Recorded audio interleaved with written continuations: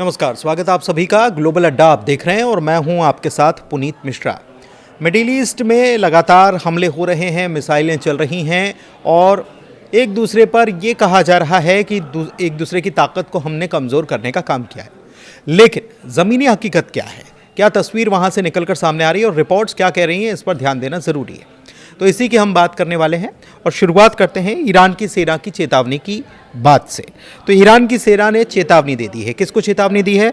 UAE के बंदरगाहों, dock और अमेरिकी सैन्य ठिकानों से दूर रहने के लिए ईरान ने साफ तौर पर कह दिया है। और तेहरान ये दावा कर रहा है कि अब मूसा द्वीप पर, मूसा आइलैंड जो है, इस पर हमलों में यूएई से अमेरिकी मिसाइलें दागी गई हैं और इसके जवाब में यूएई के पोर्ट्स और अमेरिकी बेस को निशाना बनाया जा सकता है।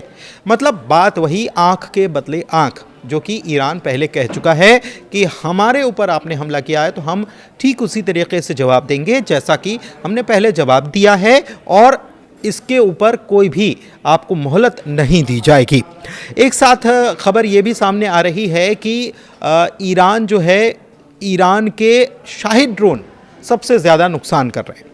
और इस बीच खबर ये आई कि इसकी तोड़ कहाँ है, तो इसकी तोड़ है यूक्रेन के पास, ऐसा कहा जा रहा है, क्योंकि शाहिद ड्रोन का इस्तेमाल जो है रूस ने भी खूब किया यूक्रेन पर हमला करने के लिए और यूक्रेन के पास वो पावर है कि वो शाहिद ड्रोन का मुकाबला कर सके।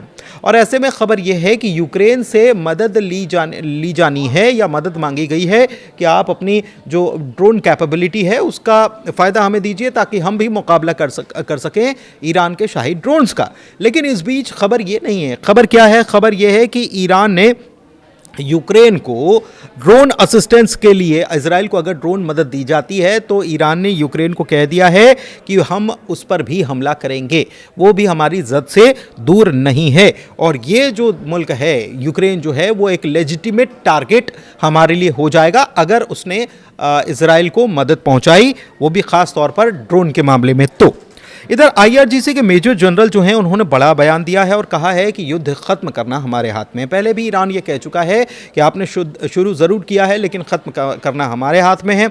और अब ये मेजर जनरल जो हैं वो ये कह रहे हैं कि फ़ारस की खाड़ी को अमेरिका को खाली करना होगा, तभी हम इस युद्ध पर कुछ बात कर सकते हैं।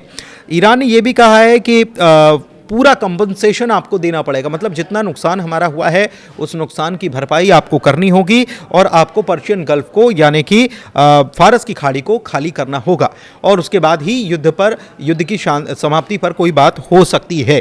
तो कम से कम अभी ये स्थिति देखिए। अच्छी बात क्या है इसमें? अच्छी बात यह है कि अमेरिका के ऊपर ईरान दबाव डालने की कोशिश भी कर रहा है और दूसरी बात कि कहीं ना कहीं ये स्थिति नज़र आ रही है कि शायद अब ये युद्ध समाप्त हो, लेकिन उसके पीछे ईरान ने शर्तें भी अमेरिका के सामने रख दी है। एक प्रेशर क्रिएट करने का काम किया है, क्योंकि अमेरिका के ऊपर प्रेशर बहुत सारी जगहों से बन रहा है। कैसे बन रहा है ये मैं आपको आगे बताता हूँ। अमेरिका बमबारी से ईरान का खर्ग द्वीप तबाह हुआ है, ऐसा दावा किया जा रहा है। ऐसी सैटेलाइट इमेज दिखाई गई है कि खर्ग, उसका आइलैंड जो है, जो कि तेल का मेन भंडार था, वो ख़त्म हुआ है और उसमें काफ़ी नुकसान हुआ है। तो इसमें एक खबर और निकलकर सामने आ रही है और वो खबर बहुत चौंकाने वाली है और ये एक प्रकार से अमेरिका के लिए बैकफायर करने वाली खबर है। इसलिए खबर है क्योंकि ईरान और अमेरिका और इजराइल के साथ जो युद्ध चल रहा है ईरान का, उसमें ईरान 4 कदम आगे की सोच कर चल रहा है।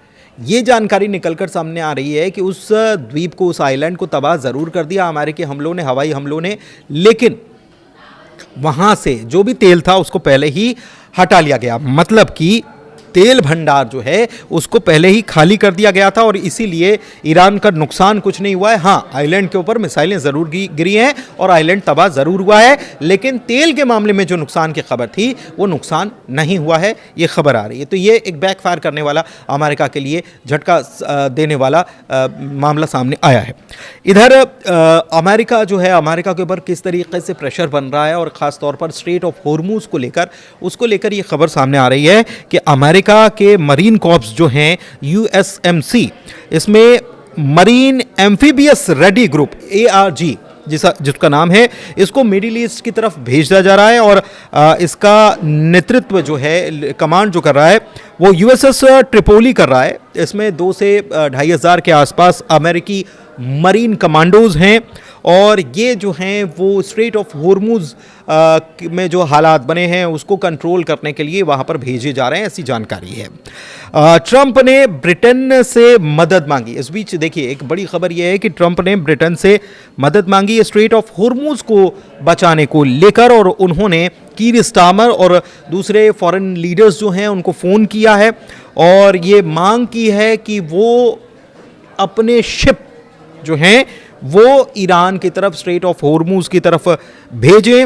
और ये उन्होंने एक प्रकार से माना है, ट्रंप ने अपने बयान से ये एक प्रकार से मान लिया है कि स्ट्रेट ऑफ होर्मुज जो है ईरान के पास ऐसी चाबी है जिसकी वजह से उसने उसकी पूरी आवाजाही बंद कर दी है, और इसके लिए अब वो मदद देख रहे हैं, मदद मांग रहे हैं, ब्रिटेन की मदद भी मांग रहे हैं। ब्रिटेन के साथ ही उन्होंने और भी कई देशों से मदद मांगी है, चाहे फिर वो जापान ही क्यों ना हो, चाहे फिर वो साउथ कोरिया ही क्यों ना हो। उन्होंने एक बड़ा सा इसको लेकर एक सोशल मीडिया पर पोस्ट उन्होंने किया है।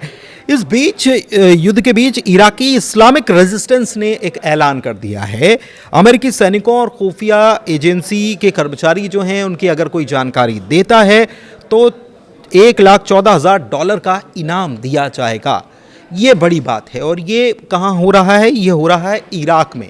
तो ये एक बड़ा डेवलपमेंट यहाँ पर देखने को मिल रहा है। इधर लोद, इजराइल का लोद शहर जो है वहाँ पर काफ़ी अटैक किए गए हैं और वहाँ का काफ़ी नुकसान हुआ है। ऐसा कहा जा रहा है कि ईरान ने बहुत मिसाइलें वहाँ पर मारी हैं। बगदाद में अमेरिकी दूतावास पर भी एक बड़ा अटैक हुआ है और हेलीपैड पर मिसाइल गिरी है, धुआं धुआं यहाँ पर हो गया।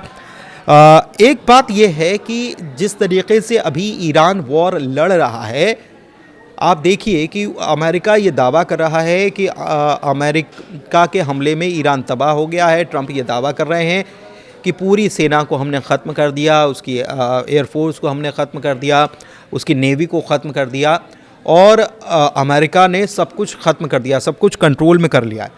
लेकिन इसके बावजूद हमले जारी हैं। और सबसे बड़ी बात कि ईरान के लिए ये दावा भी किया जा रहा अमेरिका की तरफ से कि ईरान का मिसाइल भंडार भी कम हुआ है।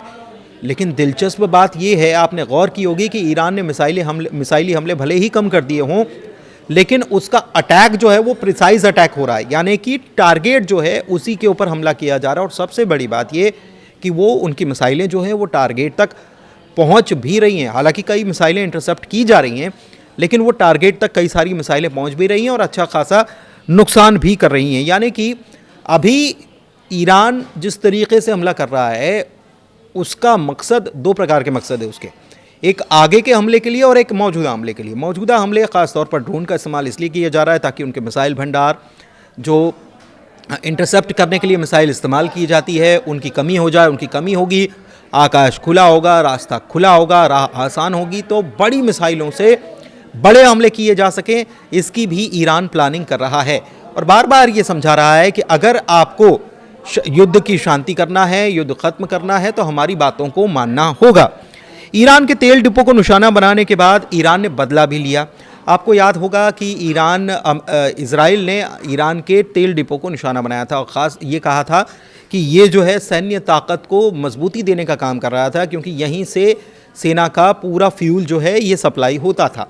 उसको निशाना बनाया गया और ये कहा गया कि हमने उसकी रीढ़ पर वार करने का काम किया है। लेकिन इसका बदला किस तरीके से लिया ईरान ने, इस बात को ज़रा गौर से देखिए। वो आँख के बदले आँख की बात जो ईरान कह रहा था, मुश्तबा ख़ामनेई और ज़्यादा अली ख़ामनेई से ज़्यादा मुश्तबा ख़ामनेई जो हैं वो तेज़ तर्रार नेता माने जाते हैं और उनके बारे में कहा जाता है कि वो और आक्रामक तरीके से इस युद्ध को ले रहे हैं।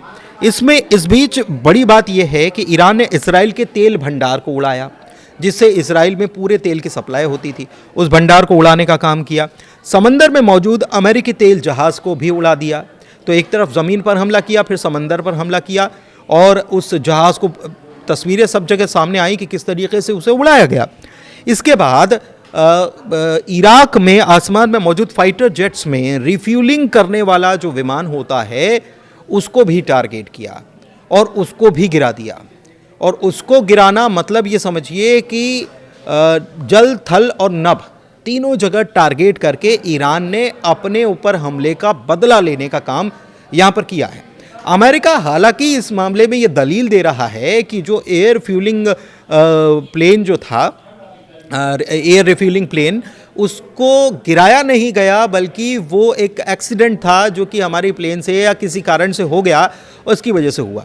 लेकिन बड़ी बात क्या है? बड़ी बात यह है कि इससे अमेरिका को बहुत बड़ा नुकसान झेलना पड़ा, क्योंकि वो विमान कोई 50 लाख या 5 करोड़ का नहीं आता है, उसकी कीमत जो है वो बहुत ज़्यादा होती है। तो ये कुछ एक विमान होते हैं इनके, ऐसा नहीं कि बहुत सारे विमान अमेरिका के पास ऐसे हैं। तो एक बड़ा नुकसान अमेरिका को झेलना पड़ा, तेल का नुकसान भी अमेरिका को झेलना पड़ा, ये भी हमने आपको बताया। ईरान के ताकतवर चेहरों पर अमेरिकी इनाम का लालच। जी हाँ, ईरान के बड़े IRGC के कमांडर्स जो हैं उनके चेहरे बताए गए और ये कहा गया कि अमेरिका, अगर आप इनकी खबर देते हो तो अमेरिका आपको इनाम देगा, आप चाहें तो अमेरिका में आपको रहने के लिए जो गोल्डन वीज़ा है वो भी मिल जाएगा, और तमाम तरीके के ऑफ़र दिए जा रहे हैं। बड़ी बात क्या है? बड़ी बात यह है कि अमेरिका सब कुछ तबाह होने का दावा कर रहा है। डोनाल्ड ट्रंप कह रहे हैं कि हमने सब कुछ तबाह कर दिया, उनकी सेना को ख़त्म कर दिया, उनके बेस को ख़त्म कर दिया, उनकी नेवी को ख़त्म कर दिया, उनकी वायुसेना को ख़त्म कर दिया। तो फिर अमेरिका को ये नौबत क्यों आन पड़ी, या डोनाल्ड ट्रंप के लिए ये नौबत क्यों आन पड़ी कि अमेरिका उसके कमांडर्स के ऊपर इनाम घोषित करे और उनके कमांडर्स का पता बताने वाले लोगों की जानकारी देने के लिए लोगों को इनाम देने की बात कहे? तो सवाल यहाँ पर भी खड़े हो रहे हैं कि इनाम का लालच आखिर क्यों दिया जा रहा है। और सबसे बड़ी बात ये कि आपको याद होगा 12 दिनों का कॉन्फ्लिक्ट, 12 दिनों के कॉन्फ्लिक्ट जून में जो हुआ था, उसमें अमेरिका ने ये दावा किया था कि जितने भी परमाणु अड्डे, या ये कह लीजिए कि जितना भी यूरेनियम जिन अड्डों में इकट्ठा ईरान ने कर रखा था, उस सारे यूरेनियम को हमने तबाह बर्बाद कर दिया है, सब कुछ ख़त्म कर दिया गया है। ईरान ने तब ये बात कही थी कि ऐसा नहीं है, हमारा यूरेनियम जो है वो सुरक्षित है, हमने उसको समय से पहले ही निकाल लिया था। ऐसी बातें निकलकर सामने आई थी। तब अमेरिका ने कहा था कि ये प्रोपोगेंडा फैलाने का काम कर रहा है ईरान। लेकिन बात, अगर अमेरिका बाद में फिर से हमला करता है, 15 दिन हो गए, अगर अमेरिका फिर से हमला कर रहा है और 15 दिन तक ये युद्ध लड़ रहा है, तो आखिर किस बात के लिए लड़ रहा है? क्योंकि अगर यूरेनियम उस वक्त समाप्त हो चुका था, तो फिर अभी किस बात के लिए युद्ध लड़ा जा रहा है? और बार बार अमेरिका ये कह रहा है कि ईरान जो है वो उस यूरेनियम का इस्तेमाल करके परमाणु बम बना लेता।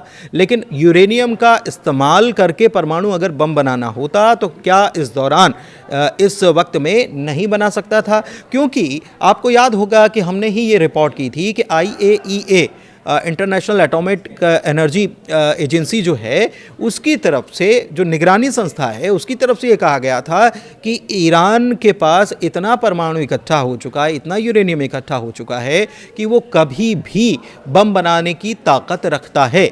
लेकिन जब ये बात ईरान को पता थी कि अमेरिका फिर से हमला करेगा, तो क्या ईरान इस दौरान यूरेनियम का इस्तेमाल करके हथियार नहीं बना सकता था, परमाणु बम नहीं बना सकता था?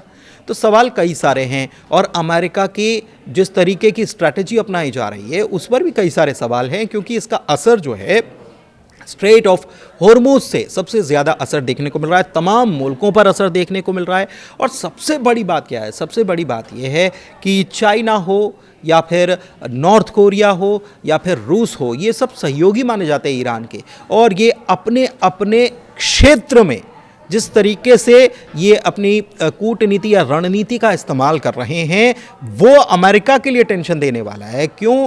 क्योंकि उत्तर कोरिया ने मिसाइल दाग दी, ऐसी खबर सामने आई। जापान ने ये रिपोर्ट किया कि एक मिसाइल दागी गई है, वो जापान के समंदर में गिरी है। उधर आपको याद है कि साउथ कोरिया के साथ अमेरिकी जो सेना है वो वहाँ पर युद्धाभ्यास कर रही है, और ये भी कहा जा रहा है कि कुछ वहाँ पर हथियारों के आदान प्रदान की भी बात है। तो एक चीज़ वहाँ पर सामने आ रही है। उधर चाइना और ताइवान के बीच में जो है वो एक टेंशन बढ़ने की तस्वीर देखने को मिल रही है। तीसरी तरफ यूक्रेन और रूस के बीच जो युद्ध चल रहा है, इसमें यूक्रेन के ऊपर भारी अटैक करने का काम रूस की तरफ से किया जा रहा है। तीसरी तरफ रूस ने जो सप्लाई होनी चाहिए गैस और तेल की सप्लाई, क्योंकि आपको मालूम है कि भले ही बनती आपस में नहीं है, लेकिन इसके बावजूद यूरोप जो है उसको तेल और गैस की सप्लाई तो रूस से होती है, तो उसको भी कहीं ना कहीं ब्रेक लगाने का काम या उसको कम करने का काम रूस ने किया है। तो ये सारी मुश्किलें जो हैं ये हर तरफ से देखने को मिल रही हैं। और भारत में क्या हाल है ये आप जानते ही हैं। हालांकि अच्छी खबर ये है कि हमारे 2 टैंकर्स जो हैं, 2 शिप जो हैं वो स्ट्रेट ऑफ होर्मुज से निकलकर भारत की तरफ बढ़ रहे हैं। तो ये एक अच्छी खबर है, एक बड़ा ब्रेक थ्रू यहाँ पर देखने को मिल रहा है। फिलहाल ये जानकारी कैसी लगी ज़रूर बताइएगा। वीडियो को आखिर तक देखने के लिए बहुत शुक्रिया।